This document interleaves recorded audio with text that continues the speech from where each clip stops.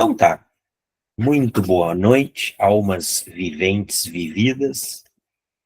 Estamos gravando já.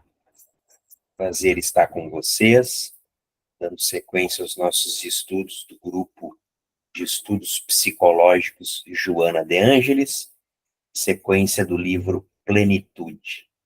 Agradecido aos nossos mentores, guias, protetores, amigos espirituais, aqueles que sempre nos acompanham no nosso dia a dia e nas nossas aulas, muito obrigado. Vamos hoje fazer uma prece de abertura para energizar aí a nossa egrégora do livro Antologia da Espiritualidade, Francisco Cândido Xavier, Espírito Maria Dolores. Conversa com Jesus. Senhor, não lastimamos tanto contemplar no caminho a penúria sem nome, porque sabemos que socorrerás os famintos de pão e sedentos de paz. Dói encontrar na vida os que fazem a fome. Ante aqueles que choram, não lamentamos tanto, já que estendes o braço aos que gemem de angústia e de cansaço. Deploramos achar nas multidões do mundo os que abrem na terra as comportas do pranto. Não lastimamos tanto os que esfalfam, carregando a aflição de férrea cruz, de vez que nós sabemos quanto assistes os humildes e os tristes. Lastimamos os cérebros que brilham, mas sonegam a luz. Não deploramos tanto os que suportam sarcasmo e solidão na carência de amor. Porquanto tens as mãos, hora por hora, no consolo e no apoio a todo ser que chora. Lamentamos fitar os amigos felizes que alimentam a dor alheia. É por isso, Jesus, que nós te suplicamos, não nos deixes seguir-te o passo em vão, que o prazer do conforto não nos vença. Livra-nos de tombar no pó da indiferença, ainda que a provação nos seja amparo e guia, toma e guarda em serviço o nosso coração, que assim seja, graças a Deus. Então é isso. Uma boa noite mais uma vez, e vamos entrando lá, hoje no penúltimo capítulo da obra Plenitude. Já estou escolhendo um novo livro para a gente trabalhar. Da nossa coleção de 16, esse é o terceiro que a gente está estudando. Nem todos, claro, conseguiram ver todos os livros e todos. Eu sim, né? Oi, vocês estão aí? Sim. Tá bem. É porque aparece aqui na tela para mim, às vezes, não em todos.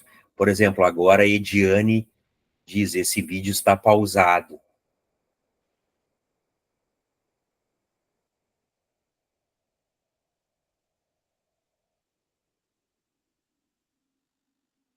Eu falando deu corte aí em vocês ou não? Não? Não, eu não sei o que é. Talvez a rede dela ali agora, ó, de novo, ó, este vídeo está pausado devido a problema com a rede, mas não são de todos, tá? Mas aí, se caso der uma travada, vocês gritem, igual tá gravando. Deixa eu só levantar a projeção aqui.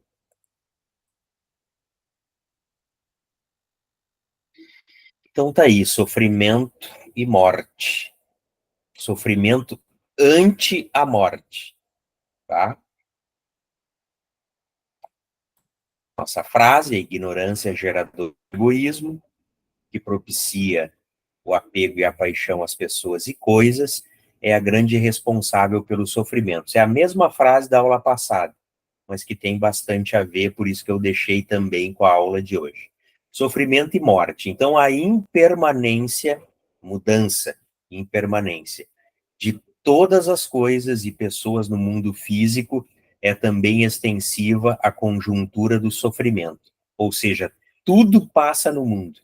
Tudo sempre passará no mundo. Inclusive o mundo passará. Ele tem o seu tempo. Inclusive o Sol, inclusive a galáxia, quem sabe o universo, passará. Tudo. Então o sofrimento também passará. A sua vigência, ou seja, resulta da intensidade dos fatores causais que o engendraram, tá? Então aqui, lembrando lá atrás, não é? Nos capítulos anteriores que Joana falou. Então a gente tem lá o sofrimento que ela trouxe de Buda, o sofrimento do sofrimento, ou seja, a gente já nasce sofrendo, chorando, tem o desgaste físico orgânico, as doenças, as enfermidades, os acidentes, o envelhecimento, as dores, enfim, e a morte, por final, entendeu? Então, sofrimento, tem gente que sofre demais por coisas que, por exemplo, são inevitáveis. Não. Hoje, segundo a gente sabe, e eu já comentei isso para vocês, o segundo maior medo do mundo é envelhecer. Joana vai comentar aqui num slide à frente sobre isso.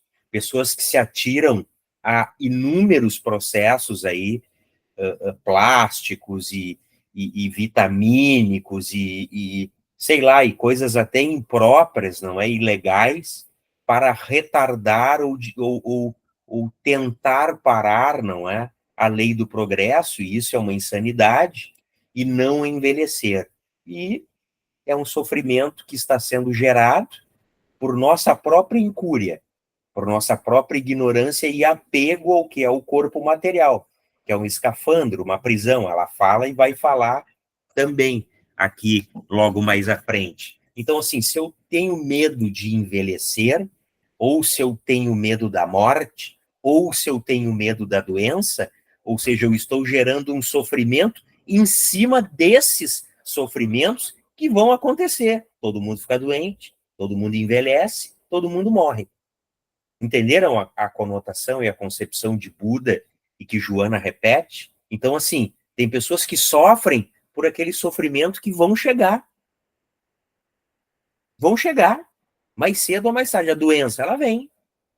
Pode ser uma coisa leve, pode ser uma coisa mais grave. A morte vem. A gente não sabe quando. O envelhecimento, ele vem com o passar dos anos e o desgaste, não é, da matéria. Ele vem. Então, se eu tenho medo dessas coisas, só dei 3 exemplos, mas a gente poderia citar mais. Eu sofro por antecipação. Uma coisa que eu vou sofrer lá na frente, não é? Esse é o primeiro aspecto lá. O segundo que o Buda traz é o sofrimento por impermanência. Vê que ela começa ali. A impermanência de todas as coisas e pessoas no mundo físico é também extensiva à conjuntura do sofrimento. Tudo passa. E tudo muda. E tudo começa e tudo acaba. O que é impermanência? Tudo é impermanente. Tudo está sempre mudando. O espírito, por exemplo, é eterno, mas ele também é impermanente, porque ele evolui. Ele não morre, ele não se destrói. Mas até o espírito, por assim dizer, isso não está na doutrina espírita, é eu que estou trazendo na minha concepção. Até o espírito é impermanente, porque é verdade que ele nunca retrograda, como bem o codificador nos traz, mas às vezes ele até empata a sua vida e tem vidas estacionárias que ele não evolui, mas a marcha do progresso está sempre jogando ele para frente, a lei do progresso. Então, aquele que sofre por medo da mudança também está sofrendo 2 vezes. Porque uma coisa certa da existência também é que tudo vai mudar. A nossa vida de hoje, a gente pode acordar amanhã e ela ser completamente diferente. Estamos preparados para isso? Não, muitas pessoas têm medo, não é? Quantas pessoas, não é? A gente encontra, às vezes, eu comento isso aqui porque é verdade, às vezes nós encontramos alguém na rua ou até nós mesmos, não é? Que estamos passando, enfim, estamos numa fase boa, de sorte, de bons momentos, enfim. E aí nós encontramos alguém e o diálogo, ele descambra para o seguinte quesito: olha, vamos até falar baixo, porque está tudo tão bem e dando tudo tão certo, que eu não quero falar alto para não dar azar, ou seja, o medo de que aquilo vá mudar e ele, a partir de sabe lá quando, vai ter azar e sofrimento. Isso não é necessário. Isso não precisa. Ou seja, tudo vai mudar e sempre vai mudar. Então, sofrimento do sofrimento, daquilo que a gente não pode mudar, sofrimento por impermanência, o medo da mudança, que a gente não pode ir contra também, faz parte da lei do progresso. E o terceiro, talvez também muito significativo, que o Buda traz, é o sofrimento por condicionamento moral. O que acontece? Aqueles que ainda não estão dando prioridade para a sua reforma íntima, para a sua mudança de pensamentos, de atitudes, hábitos e valores. Então, o condicionamento moral, ou seja, os nossos vícios materiais, mas principalmente os morais, fazem com que a gente sofra há, quem sabe, aí milhares de anos, porque nós repetimos comportamentos, né?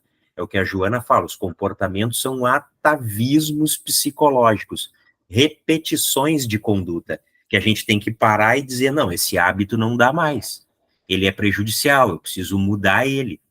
E se eu não conseguir sozinho, eu preciso buscar ajuda para mudá-lo. Começa no pensamento, depois na ação, depois na atitude, e aí repete a atitude nova, não é a atitude nobre que agora a gente está querendo executar e não mais aquela equivocada, até que ela vire hábito. E aí aquele condicionamento moral, aquele hábito equivocado é destruído, é eliminado. E ele é substituído nas nossas neuroconexões, enfim, mas principalmente nos hábitos do espírito, como uma nova atitude. E esse é o processo de evolução.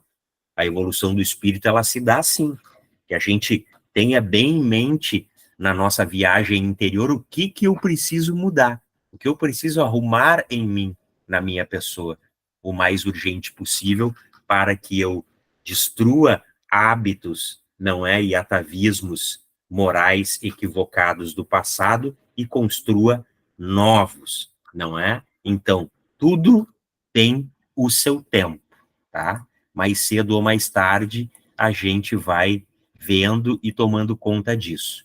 O campo de energia afetado, no caso das doenças, ó, terminada a prova ou a expiação que depuram, recompõe-se dando equilíbrio. Então ninguém precisa ter medo que, morri, eu vou desencarnar por uma doença grave e estarei, ou seja, condicionado a sofrer também dessa enfermidade no plano espiritual. Não, isso é no campo da energia. Tu perdeu o corpo, então aquela enfermidade, ela não vai ter mais o sofrimento do corpo. É claro que no momento que tu te transfere de imediato para o plano espiritual, tu vai ter ali todo um processo. André Luiz conta muito bem isso, tem até no filme. Ele mesmo morreu de câncer, né, de neoplasia maligna na região do estômago e dos intestinos, e chegou lá, foi tratado ali com o passe magnético, enfim, mas para a recomposição da energia que debilitou naquela parte ali o perispírito. Tá? Então, todo o campo do perispírito que o corpo teve alguma enfermidade, o perispírito está afetado por aquela enfermidade. Mas quando da mudança de plano, da mudança de vibração, aquilo é recomposto. Então, o campo da energia ali afetado, onde tinha doença, se terminou a nossa prova e expiação, ela acaba. Ele recompõe-se novamente. Tá? Então, não obstante, nos sofrimentos morais, quando a desarmonia é emocional, aqui é outro quesito. Não é uma enfermidade física, mas é uma enfermidade moral. O que eu estava falando dos maus hábitos que direcionam equivocadamente as nossas atitudes e desarmonizam aí o nosso campo energético, tá? Então, uma coisa é a doença, outra coisa é a desarmonia emocional, moral.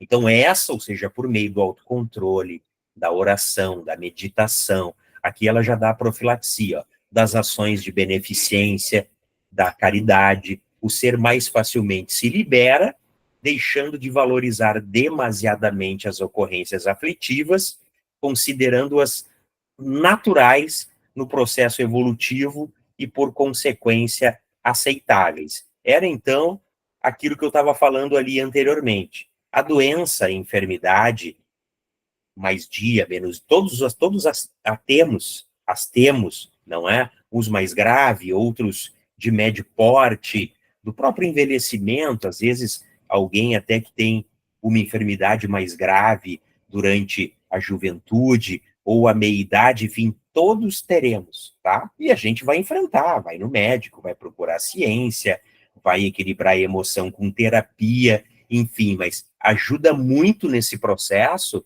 ou seja, que causam esses sofrimentos, as enfermidades que trazem esses sofrimentos emocionais, porque para a gente ainda é um choque, não é?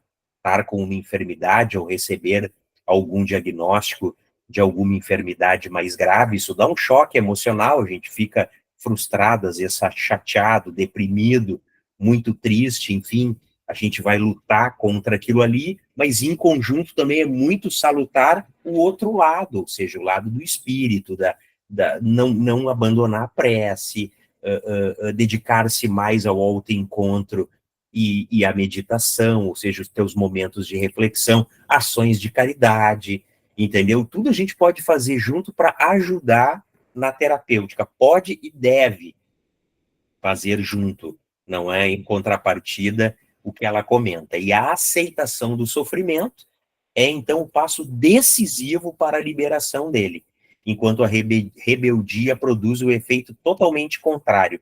Isso é mais ou menos assim, pessoal, tá? É claro que não considerem como uma regra geral, tá?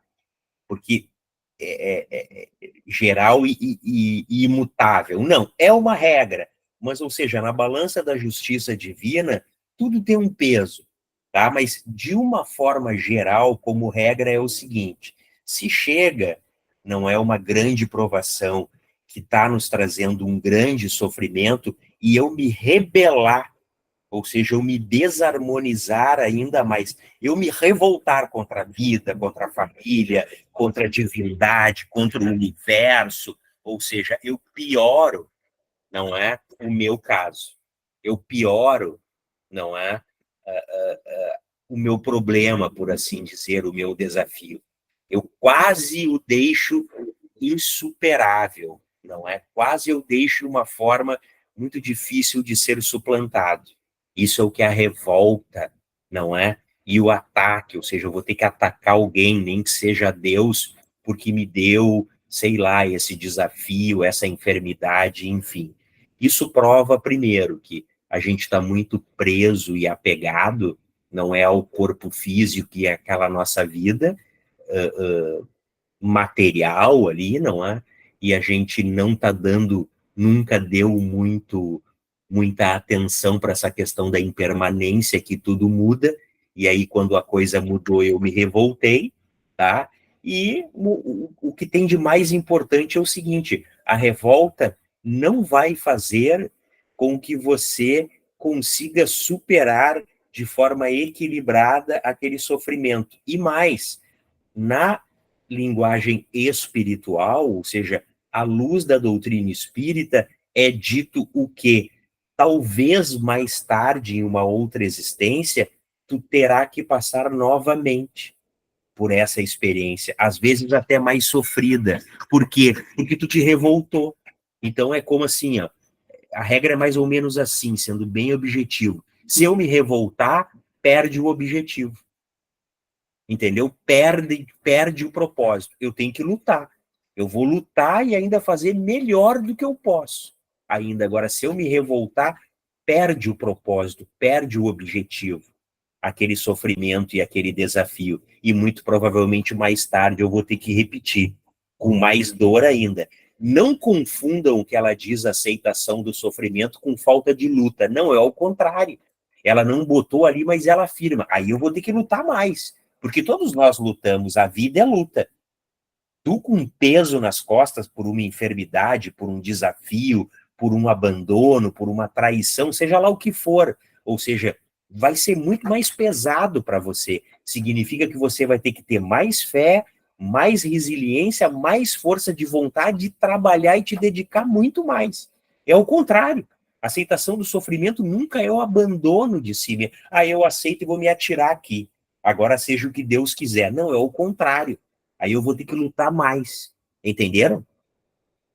Mas a revolta faz com que perca-se o propósito, perca-se o objetivo. Então, revoltar-se jamais. Aqueles que nós conhecemos porventura, eu vou dizer porque já me perguntaram isso. Ah, mas aquela pessoa que não tem fé e está passando por uma grande dificuldade lá na minha família e está muito revoltada, ou seja, falando impropérios para Deus, para a vida, para a família, para todo mundo. Então, a pessoa não tem esse conhecimento, não é? Então, por ela, a gente tem que ter caridade, tem que ter piedade, tem que ter amor e orar por ela, para ajudar, se ela não está conseguindo elevar a sua energia, a sua vibração, que as nossas preces, então, possam ajudá-los, mas nunca com julgamento. A gente não pode, daqui a pouco, não é, na nossa própria família, eu conheço alguém que recebeu, lá vou dar um exemplo, um diagnóstico de enfermidade grave, e a pessoa pegou e arriou, ou seja, se trancou no quarto e entrou em depressão profunda e tal. Não adianta eu ir lá se a pessoa não acredita e não tem esse conhecimento e dizer, olha, tu tem que lutar, tu tem que, a gente tem que dar é amor. A pessoa, ela própria vai ter que acordar para o momento para entender que a vida continua e sim, ela vai ter que lutar, mas não a forceps, não porque a gente está doutrinando. Então, nós que acho que a gente vem estudando e tem esse conhecimento, precisamos também ter esse cuidado, tá bom? Então, todos vocês, muito cuidado. A gente não deve doutrinar ninguém. Se colocar ali, caridade é isso, olha, né, entendo o que tu está passando, não é? Estou aqui muito empático com você e quero te dizer que estou aqui para o que der e vier, para o que você precisar. Agora, eu não tenho o porquê tá doutrinando a pessoa. Não, vai, levanta, vamos lá, luta, tu tem que lutar, tu tem que aceitar esse sofrimento. Se a pessoa não está aceitando, é o entendimento dela naquele momento. Não vai adiantar eu dizer. Muito pelo contrário, daqui a pouco eu até viro sem querer alguém que a pessoa não vai gostar mais adiante, entendeu? Ou não vai querer ter relações porque acha que daqui a pouco eu virei, sei lá, um inimigo, por assim dizer. Compreende-se que o corpo é uma organização delicada, sujeita a deterioramento, desgaste e transformação pelo fenômeno da morte. Nele não se colocam as bases da vida, nem se fiam as realidades essenciais. Olha aí, ó. Assim, quando lhes sucedam as desconexões e os desajustes, advindo-lhes a interrupção, a morte não se transforma em motivo de desgraça e ruína. Mas o nosso grande problema está exatamente aí. A gente coloca, então, nesse fenômeno, não é?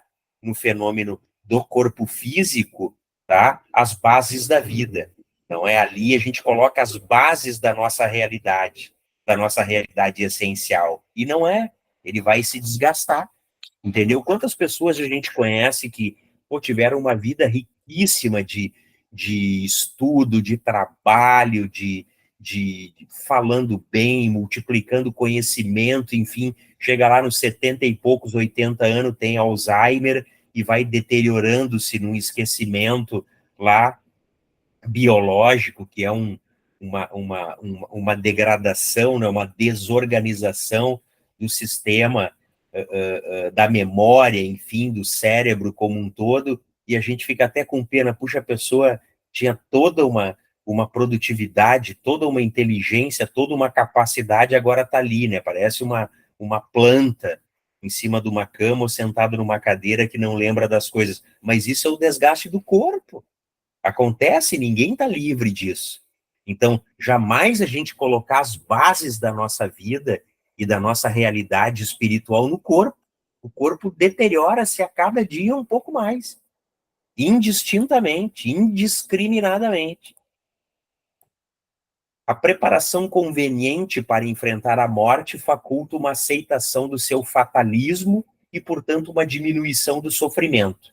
A gente é criado exatamente o contrário disso, dessa preposição, não é? Nós somos criados, a cultura e a educação nos traz que a morte é perda, não é? Então, por isso que ainda é um dos maiores medos da humanidade. Quem na vida material deposita todas as suas aspirações e nela vê um fim único, constatando-lhe a interrupção, o cessar de manifestações, experimenta superlativas dores morais que se transformam em sofrimentos físicos sem lenitivo imediato. Eu dei o exemplo anterior, é o que está acontecendo agora com esse grande medo de envelhecer. Então, pessoas que estão passando aí por grandes dores e sofrimentos morais e psicológicos terríveis porque estão vendo que estão envelhecendo e não estão aceitando, porque vivem uma vida, não é, totalmente material, uma vida totalmente midiática e uma vida mentirosa, por assim dizer, ou para não usar um termo tão duro e tão pesado, uma vida irreal, que não é a realidade. Então, jamais depositar todas as aspirações num fim único, que é o corpo físico. Jamais, entendeu? Então, nós temos o nosso tempo. Se a gente está envelhecendo, ok, um dia já foi jovem. Isso acontece com todo mundo, não é? Agora, aí vem o sofrimento do sofrimento, aquele moral que eu falei, né? Ou seja, a cada dia que eu acordo e me olho no espelho, é uma tortura insuportável e imensurável. E são assim, a gente vê milhares de pessoas que inclusive estão tirando a própria vida porque não querem e não aceitam verem-se, não é, ou espelharem-se no futuro, eles velhos, idosos, caídos, enfim, como muitas vezes aí erroneamente, equivocadamente é colocado. Assim, as dores têm muito a ver com as disposições psicológicas de cada indivíduo. Já sabemos disso. O sofrimento, a dor é de todos. O sofrimento é opcional, porque ele é psicológico. A maneira de encarar a vida e a sua estrutura, os acontecimentos e as suas matrizes. A morte por ignorância da vida tem sido, através dos milênios, a causa de sofrimentos inimagináveis, desencadeadora de tragédias e desconfortos sem fim. Por que isso? Sabemos, porque nós somos criados, não é? Com a ideia de que a morte é o fim, é o final de tudo. Todo fenômeno biológico que se inicia naturalmente cessa. Tudo nasce no plano físico, interrompe-se, transforma-se, portanto, morre. E lei moral, lá, parte terceira do Livro dos Espíritos, lei de destruição. Nós destruímos e somos destruídos. Não há prazo nem determinismo absoluto de tempo, dependendo de inumeráveis razões para que o ciclo que começou se encerre. Assim, a morte é inevitável e o sofrimento que ela gera resulta somente da má interpretação dos objetivos da vida. Vejam que afirmação importante, né? Então, a morte que se encerra é o fim de um ciclo e a mudança de estado vibratório, nada mais. Absolutamente nada mais. Ah, mas a minha família não vai comigo se eu morrer antes. Não vai agora. Mas vai depois, porque todos vão. Então, é uma tomada de consciência diferente. E isso, vamos ver aqui bem claro, tá? Isso ainda é muito novo, muito embrionário na história da humanidade. Porque quem trouxe isso é a doutrina espírita. A doutrina espírita, porque as tradições orientais antigas, como o próprio budismo, traz a roda de Sansara, o ciclo de reencarnações, mas de forma didática e específica, somente a doutrina espírita de Allan Kardec trouxe. Sim, o espírito é imortal. Sim, nascemos, morremos e renascemos muitas vezes, mas os laços de família que são construídos pelo amor não se rompem. A gente não perde nada, a não ser as coisas materiais. Levamos inteligência, conhecimentos e as nossas qualidades morais que adquirimos a cada existência. Então, isso é muito novo. 1857, 2024, imagine, não deu 200 anos ainda, 180 anos e um pouquinho. Então, agora é que a gente está começando a ver, por exemplo, a gente vai nos velórios, não é? E já vê uma mudança de atitude. Querem ver uma coisa? Mudança de atitude, por exemplo, muitos fazendo festa em velório. Tem uma pessoa muito famosa aí, daqui do nosso meio, que todos vocês conhecem, eu sei porque a minha esposa no hospital até tratou ele, não é uma dos tantos tratamentos que ele fez, o jornalista que era, né, então ex-jornalista, o Davi Coimbra, morreu moço, 59, 60 anos, lutou contra uma neoplasia no rim inicial, e depois, ou seja, espalhou-se, né, por metástase, ele desencarnou. Aqueles que foram no seu velório e no seu enterro no São Miguel e Almas tinha chope, com um pedido dele. Não queria ninguém chorando, queria que todo mundo fizesse festa ali, tomando um chope, no desencar com a esposa, com o filho, o único filho dele que tinha 12 anos na época, agora já tem, isso aí foi agora, 2000 foi um pouco antes da pandemia, o desencarne dele, e não é só esse caso, outros também, em outros casos, pessoas que já tratam, não é o velório e o desencarne, não estou dizendo que ele era espírita, mas outras pessoas também já estão mudando a realidade. Os próprios velórios que a gente vai, né? O velório não chega a ser aquela coisa tão pesada, com exceção aqueles mais próximos ali, os familiares mais próximos.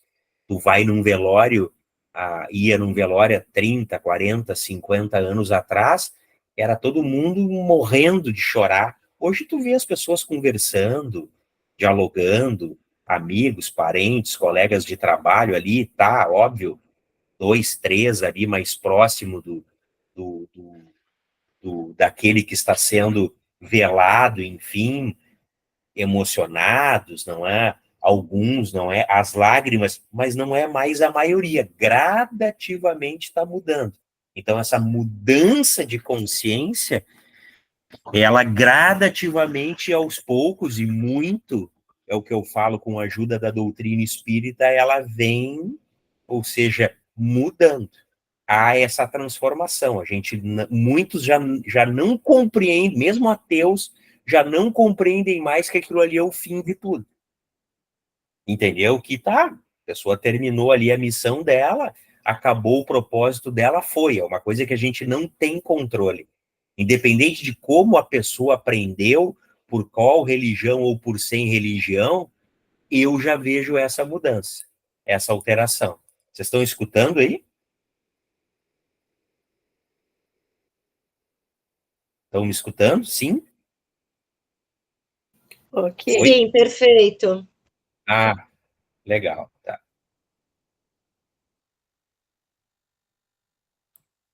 O apego à forma transitória que se decompõe e produz a perturbação emocional, dando ideia de que tudo se consumiu, nada mais restando como finalidade da existência humana. Esses vão ser os que mais sofrem, nos velórios e nos enterros. Colocadas todas as esperanças no corpo, os fenômenos inerentes à sua constituição perturbam quem nele se firma, produzindo o impacto desesperador. De certo modo, a ocorrência é resultado de uma educação, uma formação cultural materialista, mesmo que sob um disfarce espiritualista. As pessoas ligam-se a correntes religiosas sem vinculação emocional nem aprofundamento racional do seu conteúdo. E, em face desse comportamento, a morte se lhes apresenta como sendo a grande destruidora de planos, de anseios, de realizações. Tá aí. Então não adianta eu me vincular a uma doutrina religiosa e eu continuar temendo a morte. Isso é paradoxal. Qualquer religião, aqui eu não estou falando de doutrina espírita. Então, se você diz para mim que eu sou da religião ou eu sou da religião Y, mas eu tenho um medo terrível de morrer, um medo sobrenatural da morte, então falta conhecimento. Então, a tua religião, ou é por indolência sua e preguiça moral, ou por própria falta de base daquele que te ensina na tua religião, não consegue te passar o conhecimento correto para tu não temer a morte. Porque aqueles que têm responsabilidade de divulgar religiões, eles têm que saber que o fenômeno da morte é transitório. Mesmo aqueles ortodoxos que não acreditam em reencarnação e não acreditam em vida após a morte. Mas isso é de todas as religiões, entendeu? As religiões têm esse preceito. Há um fim. Para algumas, uns vão voltar. Para outras, mais primitivas, a pessoa se fez o mal, volta num corpo de animal, que é era chamada na antiguidade a mente psicose, ou a pessoa vai voltar no mesmo corpo lá como os egípcios, então eles precisam ter todo aquele culto do templo e o embalsamamento, enfim, não importa a religião. Então, se tu teme demais a morte, mas tu tem um vínculo numa religião, isso é paradoxal, alguma coisa aí está errada. Ou é por responsabilidade sua, ou é por responsabilidade daquele que te ensina. E nisso a doutrina espírita vem tendo méritos e ganhando adeptos há bastante tempo. E cada vez mais. Por isso, olha, não há morte. Você não perde os seus parentes. Você não perde as pessoas que você ama e nem as pessoas que você ama perdem você. Há vida após a morte. Há um retorno. Tente viver uma boa vida. Tente ser um homem de bem, uma pessoa decente. E isso vai gerar mais evolução, mais equilíbrio e você, em próximas oportunidades, retornará ainda melhor. Então, a doutrina espírita vem ganhando adeptos também e cada vez mais muito por isso. Porque ela é muito clara. Tu pode até não aceitar, não gostar e ir embora lá daquela aula de reencarnação e de morte. E não aparecer mais na escola básica, ou na palestra, ou no culto espírita, enfim. Mas é didático. Tá ali. Ela traz de forma inequívoca que é assim. Somos imortais, você não vai acabar. Você é uma construção multimilenar, em constante evolução, como tudo é a vida. Olha a natureza. A natureza está em constante evolução. Por que com a morte do corpo físico nós iríamos ser destruídos? Se na natureza tem a destruição, mas nasce novamente por outras sementes, por que nós não? Então é ilógico. É ilógico. É só eu pegar o mesmo método científico que eu aplico à natureza e aplicar ao espírito. Não há efeito sem causa. Kardec deixa muito claro. Como é que eu posso provar lá, ele pergunta, a existência de Deus? Não é provado, mas você pode, os espíritos dizem, aplicar o axioma científico. Tudo que você vê e não foi criado pelo homem, foi criado por Deus. Porque o nada não produz alguma coisa. Como é que o nada vai produzir algo? Isso não existe. É anticientífico, não é? E totalmente paradoxal. É isso que a gente precisa perceber, não é? E atentar cada vez mais. Por negarem-se a uma análise profunda em torno da vida, olha a indolência, passam a existência corporal transferindo reflexões no tempo e programando, fruindo ao máximo, sob a conivente ilusão da eternidade carnal. Quando jovens, transferem para a velhice o exame da morte quando sadios. Adiam para o período das enfermidades a mesma reflexão, acreditando-se invulneráveis ao desgaste e aos fenômenos degenerativos da matéria. À medida que o tempo transcorre, negam-se a envelhecer, utilizando-se, olha o que ela fala, de expedientes cirúrgicos, ginásticos, alimentares, na vã tentativa de manter a juventude que os anos arrebatam inexoravelmente. A luta para escamotear a realidade é tenaz, agressiva, e quando essa se apresenta vexatória, ridícula, derrapam nas crises neuróticas, nas fugas pelos tóxicos, alcoólicos e tombando aí posteriormente no suicídio. A morte de um ser amado, em razão disso, não deveria nunca acarretar desespero. Antes, alegria, especialmente se a sua foi uma existência digna. Não é? Aí é o que eu estou falando. Chegaremos lá? Chegaremos. Ah, morreu o meu pai, mas o meu pai teve uma vida tão digna, eu estou tão feliz porque ele morreu. Hoje a gente não consegue, mas daqui a um tempo a gente vai chegar, porque o mundo caminha exatamente para isso, com a luz bendita da doutrina espírita e do Evangelho do Cristo. Deplora-se, então, não poucas vezes a morte de uma pessoa boa e a permanência de outra má. Os bons estão indo e os maus, os bandidos, ficam. Numa espécie de desequilíbrio das leis soberanas, quando o correto é essa determinação. É ao contrário. O bom morreu porque ele não tinha mais nada que provar. O corpo é uma prisão, o escafandro. O mal continua aqui porque ele ainda tem resgates a provar. O corpo, mesmo quando bafejado, ou seja, com saúde, é um cárcere, é uma prisão. É a liberação de um ser amado que volve à plenitude, deverá causar alegria e não desgosto. Então, aquele que cumpriu a sua missão, mas morrem crianças. Mas ela teve o tempo dela. A gente não conhece o planejamento reencarnatório daquele espírito. Se aquele espírito precisava de 7, 2, 3 anos, 10 anos, meses, às vezes, de vida, bebês, não é? Para que ele vai cumprir mais no cárcere do corpo? Então, se eu fiquei ali com meu ente querido como um filho, como um parente, um ser amado, alguns meses ou alguns anos, meses ou uma década, que eu louve isso, não é? A pessoa cumpriu aquilo. É claro que eu sei que está longe disso ainda, mas tudo caminha para que a gente chegue lá. Se forem pessoas más que desencarnem, também a satisfação deveria permanecer, pelo fato de a mesma interromper-lhes o curso dos delitos, facultando-lhes tempo para pensar, não se comprometendo mais nem se arruinando em demasia. Tá aí. Às vezes o malfeitor é tirado do tempo antes, e até existe um ditado aí popular que diz, né, que não existe bandido velho, todo bandido e todo criminoso morre jovem, mas morrer jovem um criminoso e um bandido não é um psicopata equivocado, é também um benefício da justiça divina para que ele não se afunde ainda mais em dívidas morais. Não é? Então, ali, ó, facultando-lhe tempo para meditar, para estudar, para trabalhar, próximas oportunidades para pensar e não se comprometendo mais e nem se arruinando em demasia. Então, ainda bem, não é? Isso era para a gente comemorar, que não existe bandido velho. Imagina se hoje as prisões e os cárceres estivessem lotados de idosos. Não tem lugar para botar idoso nem em hospital e asilos. Imagine em presídios.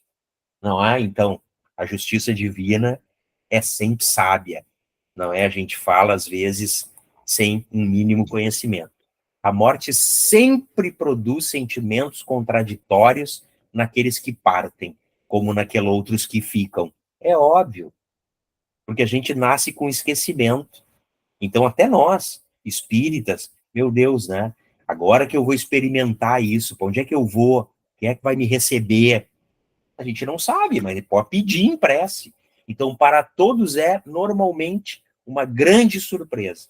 Na maioria das vezes, desagradável. Por isso, a gente tem, na realidade, ainda aquele medo, aquele receio do amanhã, que a gente não sabe o que vai acontecer. Constituem fenômenos naturais a dor da saudade. É natural, ó, é o luto, a melancolia, a depressão, não é? A preocupação com o estado do ser que partiu, como decorrência de necessárias provações para o amor, que precisa sublimar-se pela ausência física e por todas as implicações dela decorrentes. Como a real, a verdadeira felicidade não se pode fruir no mundo físico, dia chegará, logo mais, para vivê-la, onde não haja morte, nem separando-se para morrer, aflitiva, evitando desespero e todo o seu séquito de agentes perturbadores. Tá bem? Eita, criançada. Esse é o tema que eu mais gosto de ministrar aula na doutrina espírita. Aliás, se eu não contei para vocês, eu vou contar. A minha primeira palestra público-doutrinária em 2011, que eu fui convidado num susto. Eu fui num grupo espírita, e aí eu já estudando filosofia, quase me formando até. E aí nesse grupo espírita, pequenininho, assim, eram várias pessoas, umas 20 pessoas sentadas em roda, e aí subiu um gaiato e começou as apresentações e tal, e aí eu, cheio de marra, não, já sou espírita há algum tempo, estudo, fiz escola básica de espiritismo, tal, tal, tal, tal, tal, tal. E aí estou aqui, e aí o que era ali o líder daquele grupinho disse assim, tu não quer falar um tema pra gente? Ah, nunca falei. Ah, mas fala um tema aí pra gente, quem sabe a morte. Tu entende alguma coisa de morte? Eu digo, olha, já li bastante coisa sobre a morte, estudei bastante também. Posso falar, ali que eu comecei. Então eu sou fissurado nesse tema desde esse dia, entendeu? Mas não é nenhuma coisa mórbida, não vou me entender mal, tá? E, aliás, tem uma aula que eu dou também, aqueles que são meus alunos já assistiram, e aqueles que não são bem feitos, porque nunca assistiram, Preparação para a Morte, que é do livro lá, Boa Nova, do espírito Humberto de Campos, não é? Irmão X, pela psicografia do Francisco Cândido Xavier. Então é isso, tá? A mensagem de hoje. Se eu olhar assim para trás, uns 20, 30 anos atrás, e comparar com hoje, eu estou muito contente comigo, tá? Com relação à morte. Já muitas pessoas do meu convívio já partiram para o plano espiritual, alguns jovens por enfermidades graves, malignas, enfim, ninguém está livre disso, tá? E mais próximos, assim, tá? Ah, já perdi vó, que ajudou a me criar também, já perdi, não, já deixei de conviver, né? A gente não pode usar a palavra perda, que morte não é perda.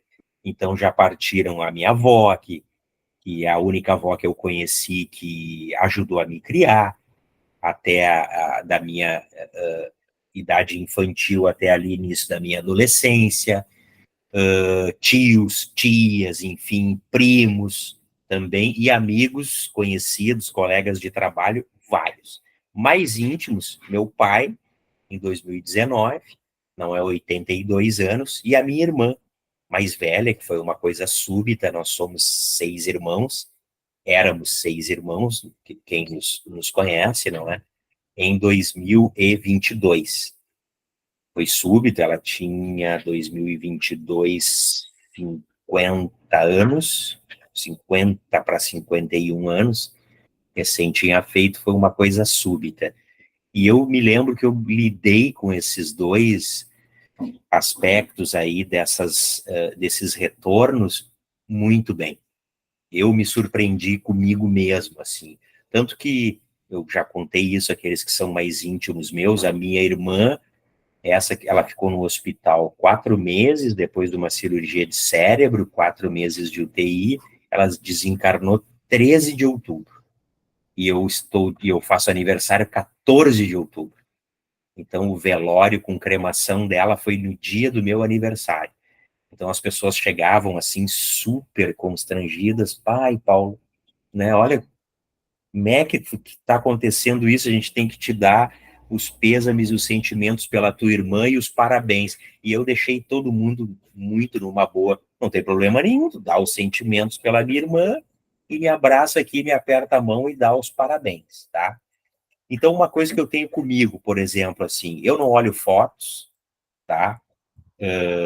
Eu sempre, quando lembro, oro sempre, nunca deixei de orar todos os dias. É uma profilaxia que eu faço porque eu sei, a doutrina espírita me ensinou que o que eles precisam da gente é prece, e nós estarmos bem, nós estarmos equilibrados e não chorando a perda deles, porque isso é puro egoísmo, e é um egoísmo cruel com eles, a gente sofrendo pela falta, pela ausência da presença física, eles sofrem muito, isso é puro egoísmo, por mais que eu entenda o luto, por mais que eu entenda o afeto, por mais que eu entenda a melancolia, bem como a Joana falou, eu não estou dizendo que vocês devem ser assim, eu estou dizendo meu caso, como eu agi e ajo, tá? Então, eu não olho foto, a minha outra irmã, que é a segunda, né, a Carla, que desencarnou, é a mais velha, a segunda, que é a Ana, e vocês ali do grupo A Nossa Casa conhecem a Ana, então elas sempre foram muito amigas, melhores amigas, muito juntas, e sempre, então para ela foi um baque bem mais pesado, assim, por ela também é espiritualista, é de Umbanda, doutrina espírita, enfim, não tem muito conhecimento, enfim, das leis da doutrina, porque também nunca se interessou muito, mas é uma excelente médium, uma pessoa do bem, para ela foi um baque muito grande. E ela tem umas coisas assim estranhas, mas que a gente respeita, tipo, na casa dela ali, tu vai e tem as fotos dela. Ela fez assim um mural com as fotos delas, não é? Da minha irmã e do pai, com todos nós, com ela, então. Aí o que ela me diz? Aí eu não olho, porque eu fico triste e choro, mas bota as fotos ali. Então, assim, é um processo que a gente entende, mas também é um processo de autotortura. Eu acho, não é um julgamento, é uma colocação que eu faço da experiência dela. Então, enche um mural de fotos e aí não olha porque não passa bem. Não é? Então, não faz bem na realidade. Já vou deixar vocês falarem, tá, Ana? Ana e todos vocês. A Adriana também, tenho certeza que vai querer falar que passou por isso aí recentemente. A Adriana, não me interpreta mal, tá? Estou contando só a minha experiência. Então, eu não olho foto. E sempre quando eles me veem na mente, eles me veem, o meu pensamento e a minha memória vai direto para os momentos bons. Aí eu faço uma prece e já tiro do foco e vou para outra coisa. E é assim que eu supero. Eu me sinto bem por eles. Eu não choro a presença deles. Jamais eu faço isso. Eu não quero ser esse egoísta, tá? Porque eu sei que é egoísmo, que eu seria egoísta. Eles vêm na minha cabeça, eles vêm. Eu oro por eles. Está lá o nomezinho em 2 listas dentro do nosso evangelho. A gente ora o domingo. Esses foram os mais chegados. Não é aqueles assim que de convivência diária conosco que então assim, é um processo que a gente tem que se proporcionar esse desapego e ir adquirindo conhecimento. A religião que eu abracei, que é a doutrina espírita, a filosofia espírita, me trouxe esse conhecimento. E aí me trouxe o quê? O consolo. Entenderam? Então, eu queria dar esse exemplo aí para vocês, mas é o meu caso. Não é o caso de vocês. Cada um tem o seu encontro, o seu momento, não é? E eu, daqui a pouco, se acontecer com alguém diferente, eu vou ter uma outra reação, porque eu sou humano, é óbvio. Tudo pode acontecer. Mas eu digo desses dois casos, meu pai e a minha irmã, eu não, até vou usar uma palavra ruim, né, que a doutrina espírita não gosta muito de usar. Eu tenho orgulho de mim, como eu lidei com isso, com essas duas viagens, assim, e sou gratíssimo e muito feliz por eles, por, sei lá, o meu pai, 50 e tantos anos de convívio, e a minha irmã, quase 5 décadas de convívio. Vai, Ana, agora tu, calei a minha boca. Ana Cristina Costa, depois da Nádia. Obrigada pelo espaço, Paulo. Mas só para ilustrar a aula de hoje, tu que acompanhou bem mais de perto, quando o meu pai faleceu, claro que a gente sentiu, foi aquele baque, foi. Ixi, eu tô virada com meus pés aqui, deixa eu desligar a câmera. Foi aquele baque, foi aquela. A tristeza, enfim, que vem junto, né? Eu não consigo virar estreco agora, Paulo. Deixa, o pezinho tá bonito, com essa Tá, meia aí. fiquem vendo os meus pés, então. Mas assim, ó, o que conforta ilustrando a aula de hoje? A minha sobrinha morreu antes de completar 30 anos. Então foi aquela coisa assim, poxa, de pouco entendimento familiar, né? Como pode uma pessoa tão jovem ter morrido? Mas o que confortou muito o meu coração, que aí entra o espiritismo muito, o conhecimento, como realmente funciona, e o presente que eu recebi lá no estudo de sábado, lá na escola básica, que quem foi a confortar lá no hospital, no pronto-socorro espiritual, foi o meu pai. Então, olha que coisa mais linda a gente orar por eles, torcer para que tenham um desencarne mais tranquilo, porque alguém que a gente ama, que nos ama, vai nos recepcionar. Então, esse susto da morte que nós humanos temos, aí fico imaginando assim a minha sobrinha quando despertou lá, que deve estar no hospital ainda, porque o câncer a comeu por dentro. quando acorda sem entender muito bem o desencarne, dá de cara com o avô para consolar. É E a maravilhoso, né? recepcionar com tanto carinho, isso conforta tanto o coração da gente, que o Claro. medo da morte ele passa a ser quase zero. E ninguém desencarna sozinho, né? A gente sabe disso. Exato. Ou seja, já estão ali uma preparação antes, muitos no leito de hospital, muito provavelmente deve ter acontecido com a tua sobrinha, como acontece com todos no período do pré-coma, antes no desligamento do corpo, ela já está vendo o avô, já está vendo os amigos, já está vendo os parentes. Pode terminar. Agora eu não acho mais nem. Não, mas é.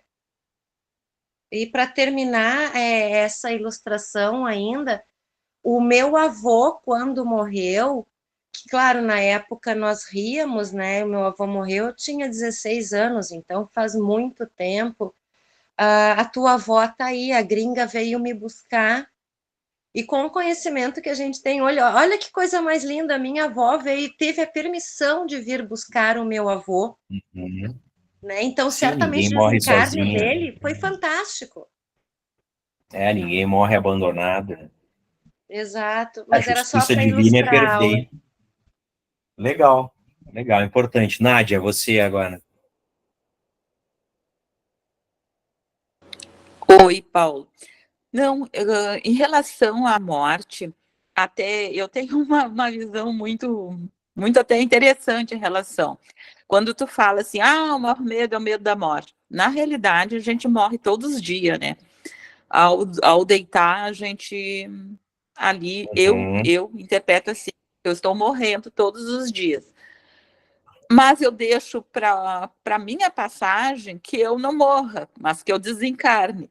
Porque o receio de se apegar, né, à matéria é que me assusta. Não é a morte em si, é a relação que eu tenho da morte como é uma vida, e ao dormir e acordar, aí eu renasço de novo, mas a minha passagem eu gostaria que fosse através de um desencarne, que sem apego à matéria, sem ter que voltar aqui, como diz a Adriele, mãe, tu não vai voltar aqui para ficar mexendo nas florzinhas, né? Eu digo, então, eu disse, porque tu gosta tanto, e eu digo, é verdade. Isso eu não quero, né? Eu não sei Tem se viram jardim lá hoje o mais vídeo. bonito para tu cuidar. Eu penso assim, eu digo, tomara que eu ache lá um cantinho lá, né, para poder me E, dedicar às plantas, né? e tu não sabe nem se tu Eu não não sei se. deixou uma. Tu não sabe nem se tu não deixou uma casa lá e não tá fechada. Pois é, Ou né? Vai tu acha saber, que a né? réplica da tua casa aqui não foi copiada do plano espiritual? Pode ter sido. Olha, e tu sabe que até é interessante, porque eu não tenho conhecimento nenhum de engenheiro ou arquitetura, e eu que desenhei toda a casa, projetei, comprei os materiais, sabia direitinho Tá vendo? em relação a custo, quantidade, tudo. Tá Jardim, vendo? posição de cada coisa. Então, eu sempre pensei mesmo, se eu não fui gari na outra encarnação, eu devo ter sido alguma coisa assim, porque eu também adoro uma faxina, né? Uma limpeza. Eu não sei se viram o vídeo hoje que eu postei ali, que fala das doenças, o Trigueirinho comenta, e tem Não muita consegui relação ver, mas mesmo, vou né? olhar. Vou olhar, não Olha, eu consegui, mas achei vou ele olhar. muito bom, e ele tem muito a ver com o que hoje tu falaste. E a gente realmente tem aquele apego, né? E deveríamos, né, cuidar mais em relação ao corpo, porque é um. Não no sentido que tu comentou ali, lógico, né? Não é aquele apego demasiado de não querer envelhecer ou de não ter essa aceitação, mas o entendimento de que a gente precisa ter esse cuidado com o corpo através, claro, da mente, né, para não ter doenças Tá? que futuramente vão nos perturbar muito mais se nós tiver esse É, entendimento, a mente ninguém. Claro. mais limpa, né? Mas eu O adorei corpo a aula, são Paulo. Eu começa acho que é um pela tema. mente sã. Oi? O corpo são começa com a mente sã, né? Exato, exato. Bons pensamentos, boas, né, ideias, hábitos bons, né, que não Isso adoeçam aí. o corpo, que ajude a não criar uma doença prematura, né? Isso aí. Tá bem, obrigado, Nádia. Bem, Adri, pode falar.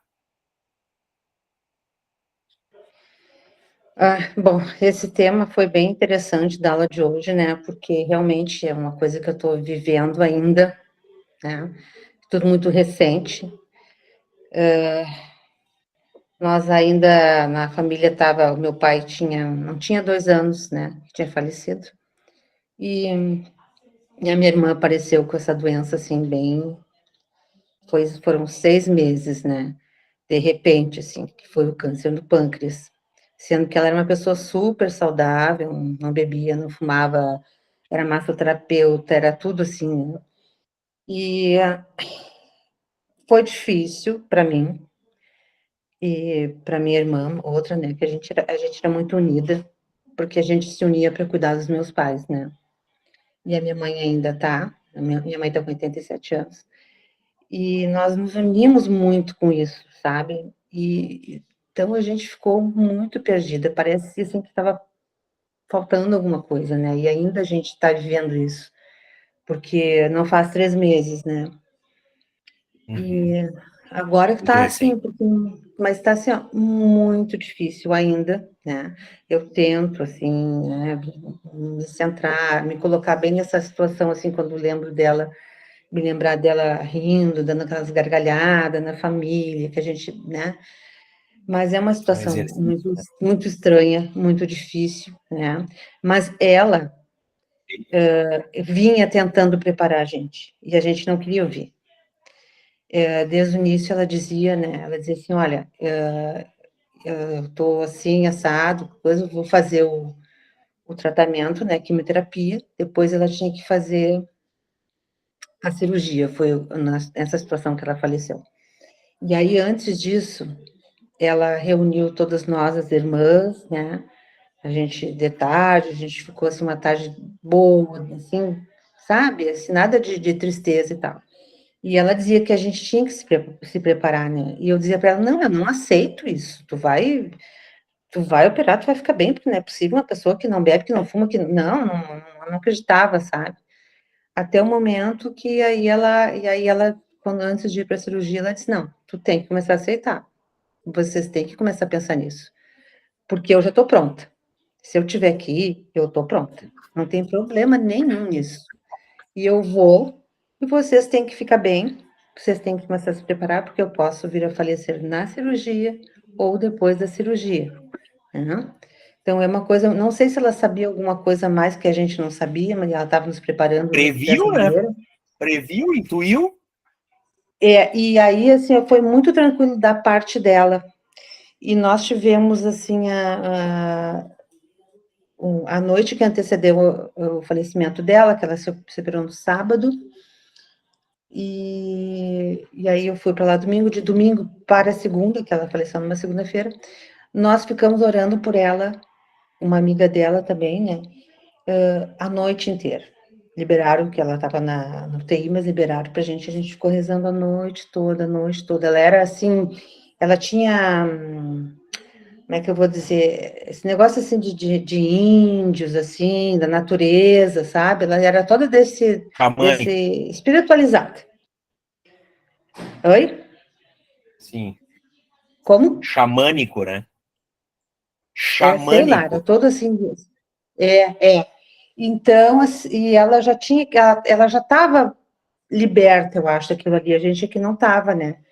E estava assim, mais apegada e sofrendo, assim. Mas, assim, foi uma situação bem difícil, sabe? E está sendo ainda, está sendo. Mas eu Muito recente. rezando e pensando nessas coisas, né? Porque é muito recente, a gente perde o chão, Vai vamos passar. dizer assim. A É, gente perde o chão. vai passar. A gente nunca está preparado. Mas a respeito disso aí que tu falou agora, nesse momento, que ela já sabia que era uma intuição, eu me lembrei de um livro que aí eu comecei a ler, tu deve conhecer, claro, agora não me lembro o nome da médica. que é do livro A Morte é um Dia que Vale a Pena Viver.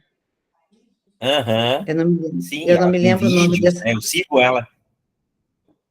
Ela é uma médica de paliativos, né, de idosos, é uma Pacientes geriatra. terminais, sim. Isso. Então, eu estou lendo, assim, eu li esse livro, e ali ela conta exatamente disso, dessa parte, assim, né, porque ela não fala em religião, em momento algum, ela não fala. Então, ela diz assim, que as pessoas, às vezes, vão no médico e tal, que tem uma doença grave, e que, não conta para ele que ele tem essa tal doença, que não sei o que, e ela diz assim, mas não adianta dizer isso, porque a pessoa sabe, o organismo sabe. Ela disse, eu não sei como é, ela não coloca nada de religião, eu não sei como é que acontece isso, mas a gente sabe quando chega o fim. O corpo da gente sabe, que é uma coisa física, né? Ela diz naquele livro dela.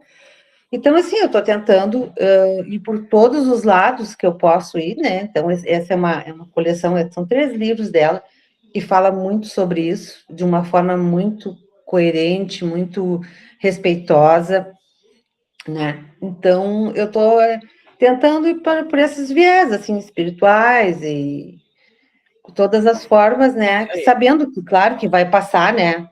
Vai passar essa parte pior ainda, né? Mas é isso aí, né? E essas reuniões que a gente tem aqui, que eu não sou muito de falar, né? Essas reuniões que a gente tem na quinta-feira é uma coisa que ajuda muito, muito, muito, muito, muito. E esse assunto de hoje me tocou, assim, direto no coração, né? Então, foi bem importante.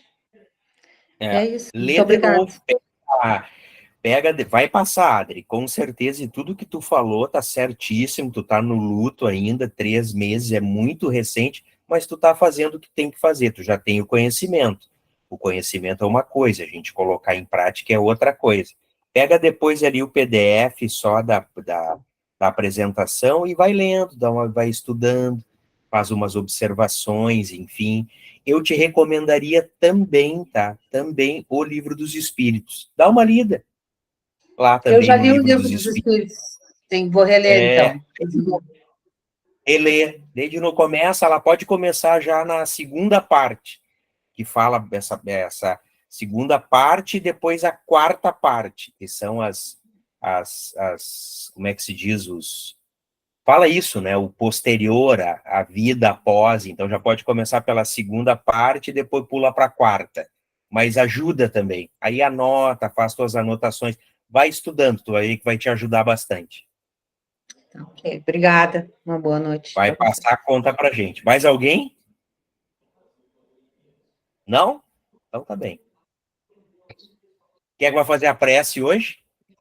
Ana Cristina Costa, tu quer fazer a prece aí? Da meia. Professor, Paulo, eu quero falar. só vou mostrar aqui um Quem tá, só um livro pouquinho. que é bem A interessante Mariane também. Tá quer falando? falar. A Nath. Fala, Mari, desculpa. É bem rapidinho. O meu pai vai fazer 2 anos que ele faleceu. E eu digo para todo mundo, a morte dele foi linda, porque ele estava acamado há anos, e aí ele foi para o hospital só para cuidar dos paliativos, e eu estava do lado dele, eu, a minha irmã, eu conversando com ele, pai, pode ir, que a gente vai ficar bem. Mas foi aquilo tão suave, tão bonito, que eu digo que a morte dele foi linda. Foi bem como ele gostaria que fosse, né? Rodeada assim de quem tinha que estar lá, quem gostaria. E é isso. Eu achei linda a morte Tá dele. bem. Gratidão pelo depoimento. Fala, Nádia, tu estava indicando um livro ali. Isso é. Esse livro aqui é muito legal. É A Morte na Visão do Espiritismo. Tá? Quem É é o do autor? Alexandre Caldini Neto. E ele faz vários questionamentos, né? Ele pergunta o que acontece no momento que morremos, para onde vamos, existe a reencarnação, o que acontece com os suicidas, reencontrarei meus parentes e amigos, posso ajudar aquele que morreu, como lidar com a culpa, o remorso e a saudade, morte por suicídio, aborto e eutanásia, como me preparar para a minha morte, e é possível a comunicação entre mortos e vivos. Ele é muito legal, esse livro. Ah, depois eu ponho ali Que também no bacana. grupo. Tá, põe lá, põe lá. Tá bem, é isso aí, gente. Ana, tu faz a prece? Faço. Deus Pai Todo-Poderoso, Criador do céu e da terra, muito obrigada por mais esse conhecimento, mais este aprendizado. Aos irmãos desencarnados que estão aqui, que estão aí, que nos escutaram, que recebam esse amor que a gente emana para eles, que a gente recebam este acolhimento que a gente quer dar a eles em formas de sentimentos. Muito obrigada, obrigada por este dia, obrigada por estarmos todos juntos aqui. Que a paz de Deus esteja com todos vocês. Que assim seja, graças a Deus. Muito obrigado. A todos que partiram, quem sabe não nos escutaram lá, hein, Adriana? Né? Mariane aí, teu papi também, o meu, a minha irmã, né? Eles escutam, tem os vídeos lá e as coisas que recebam o nosso amor, a nossa prece, a nossa gratidão, o nosso muito obrigado, que Jesus nos abençoe. Obrigado em especial ao médium Divaldo Pereira Franco e à mentora Joana de Ângeles, e com o coração cheio de amor e gratidão pelo tempo que convivemos com esses que amamos, e breve, não é? Estaremos juntos novamente. Muito obrigado e até a semana que vem, se Deus quiser. Beijo no coração. Obrigada, Fiquem bem, boa tá? A noite. aula está gravada, aí amanhã eu Boa noite. publico lá para Boa vocês. noite, pessoal. Obrigada. Boa noite. Boa noite.